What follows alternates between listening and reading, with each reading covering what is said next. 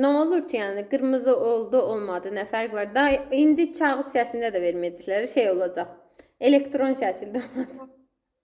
Peki yani Hə, elektron ya, verir. deyəsən də, yəni cəmaət nə edəcək? Elektron şəkildə mavi attestatını paylaşacaq. Qırmızını paylaşacaq, sən də deyəsən mənim üçün mavidir elektron şəkildə. Elektron olan bir şeyin rəngi də olur. Boş şeydir. Mən 11-ci siniflərdə hələ sırf o qırmızı attestat üçün ağlayan uşaqlar tanıyıram. Yəni vallahi boş şeydir uşaqlar. Onun heç bir əhəmiyyəti yoxdur. Bu ciddi sözümdür yəni.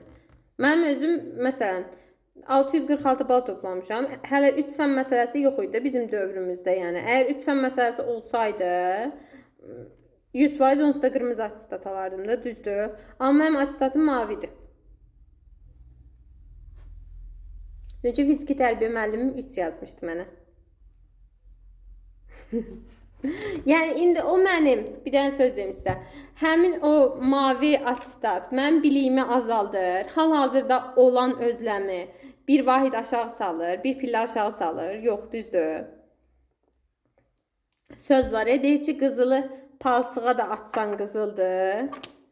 Əl üstündə saxlasan da qızıldır. Düzdür. Yəni mənim dəyərimi ölçmək üçün ya da biliyimi, savadımı ölçmək üçün kiminsə verəcəyi bir vərəqə ehtiyacım yoxdur. Hələ ki o vərəqin rənginə. Başa düşdünüz? Məsələ odur.